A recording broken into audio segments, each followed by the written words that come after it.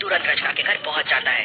रचना मेहुल को बताती है कि उसकी अलमारी खुली हुई है और उसमें से सारा कैश गायब हो गया है, करीब 5 लाख रुपए कैश में। मेहुल पूरे घर की अच्छे से छानबीन करता है। अलमारी पे उसे 3 लोगों की उंगलियों के निशान मिलते हैं। वो तुरंत फिंगरप्रिंट्स मैच करने के लिए भेज देता है और फिर पूरे घर को ध्यान से देखता है। दरवाजे के पास पैरों के निशान है, खिड़की टूटी हुई है लेकिन दरवाजा अंदर से बंद है। इंटरेस्टिंग। फिर मेहुल रचना से पूछता है ये कब हुआ और कैसे हुआ। तो रचना उसे बताती है, मैं रोज की तरह 2 बजे मेरे बच्चे को स्कूल लेने गई थी। मैं रोज 2 बजे जाती हूँ और 3 बजे वापस आ जाती हूँ। इसी बीच में ये चोरी हुई है। मतलब चोर को आपका शेड्यूल पता था। आपके घर पे और कौन कौन है और क्या आपको किसी पे शक है? मेरे घर पे बस 2 लोग हैं, मेड और गार्ड। तो लगता है ये दोनों में से एक चोर से मिला हुआ है। दरवाजे के पास के क्लूज देख के मेहुल को ऐसा क्यों लगता है, क्या आप सोच के बता सकते हैं?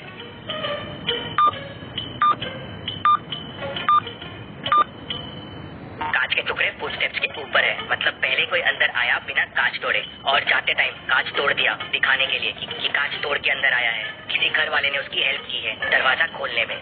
मेहुल मेड से पूछता है तो मेड कहती है, सर मैं तो किचन में सोई थी, मुझे कुछ भी नहीं पता है। फिर मेहुल गार्ड से पूछता है तो गार्ड कहता है, सर मैं तो बाहर पहरा दे रहा था, मुझे भी कुछ नहीं पता है। तभी फिंगरप्रिंट्स रिपोर्ट्स आ जाते हैं। अलमारी पे 3 लोगों के फिंगरप्रिंट्स मिलते हैं, मेड, रचना और किसी और की भी एक फिंगरप्रिंट्स है। पीछे वाले गेट पे भी मेड के फिंगरप्रिंट्स मिलते हैं। मेहुल को समझते देर नहीं लगती कि उस आदमी की मदद मेड नहीं की होगी। रचना कहती है, पकड़ लो इस मेड को, इसी ने चोरी की है। तभी मेहुल कहता है, नहीं इसने चोरी नहीं की है। लेकिन मेहुल को ऐसा क्यों लगा? जब दोनों जगह उसके फिंगरप्रिंट्स मिले तो मेहुल को उस पर शक क्यों नहीं गया? सोचिए सोचिए लॉजिकल आर्मी।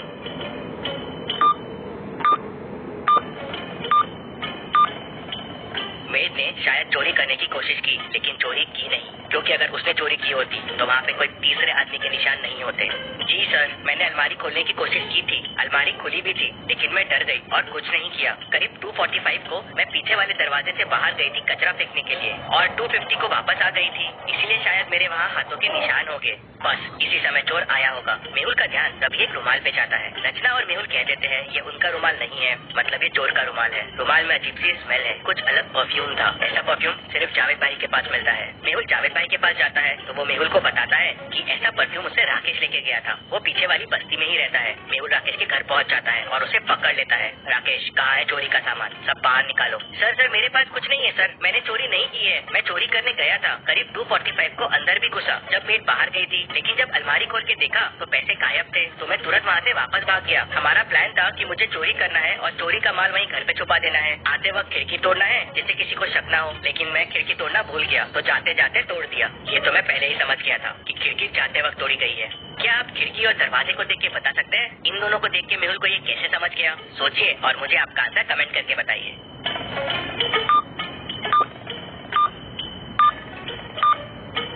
अगर खिड़की से दरवाजा खोला होता तो खिड़की का होल दरवाजे के पास होता जिससे हाथ पहुंच सके, लेकिन ये कितना दूर और ऊपर है और जाते वक्त जो दरवाजा क्यों लगाएगा, ये भी सोचने वाली बात है। लेकिन सवाल ये था कि कौन था चोरी में राकेश के साथ, जो राकेश की मदद कर रहा था? सर मुझे नहीं पता है, मुझे कॉल आया था कि बस पैसे घर पे रखने हैं और ऐसे चोरी करना है। राकेश के फिंगरप्रिंट भी अलमारी के फिंगरप्रिंट से मिल जाते हैं। मेहुल समझ जाते हैं कि घर का कौन सा आदमी चोर से मिला हुआ है। क्या आप सोच सकते हैं?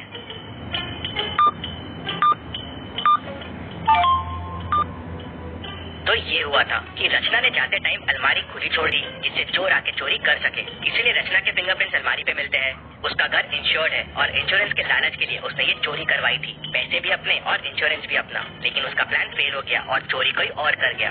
अब सवाल ये था कि चोरी किसने की? मेड ने नहीं की। रचना मेहुल को बताती है कि उसकी अलमारी राकेश ने नहीं की, रचना ने भी नहीं की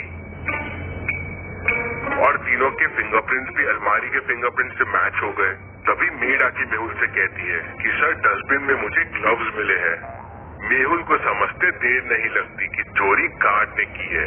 रचना ने जाते टाइम अलमारी खुली छोड़ दी थी, फिर मेड आई, चोरी करने की कोशिश की लेकिन डर गई, अलमारी खुली ही छोड़ दी और वापस चली गई।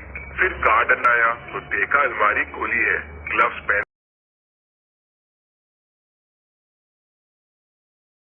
चोरी की, अलमारी बंद किया और वहाँ से निकल गया। फिर चोर आया, देखा कि अलमारी खाली है और वापस चला गया। तो इस तरह से पूरी चोरी हुई। रचना की साजिश फेल हो गई और डिटेक्टिव मेहुल ने इन सबको पकड़ लिया। Detective Mehul rocks. इसी बात पे जल्दी से वीडियो को लाइक कर दीजिए। चलिए अगली वीडियो देखते हैं। में चोरी की घटनाएं काफी बढ़ गई थी। हर दिन चोरियां हो रही थी।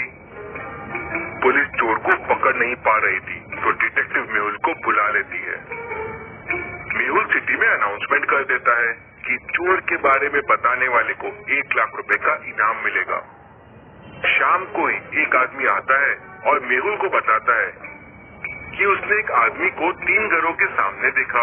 वो घर को ऐसा देख रहा था मानो घर को चोरी के लिए सिलेक्ट कर रहा हो। मेहुल तुरंत उन घरों के सामने पहुंच जाता है।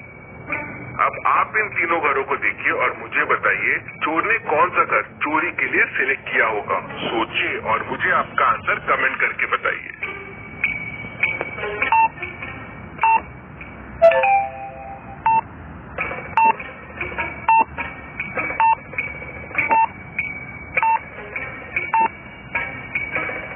चलिए इसका आंसर देखते हैं। पहला घर तो सेल पे है, चोरी के लिए यहाँ कुछ नहीं मिलेगा। दूसरे घर की लाइट चालू है, काफी स्लीपर्स भी बाहर रखी हुई है, चोरी करना यहाँ थोड़ा रिस्की है। तीसरा घर लॉक्ड दिख रहा है और घर के रास्ते में बर्फ है, मतलब काफी टाइम से ओनर यहाँ है नहीं। ये घर बेस्ट रहेगा चोरी के लिए। मेहुल पहले से ही वहाँ मौजूद होता है। चोर आता है तो उसे पकड़ लेता है। मेहुल की समझदारी के लिए वीडियो को 1 लाइक तो जरूर बनता है। चलिए अगली पहेली देखते हैं। शहर में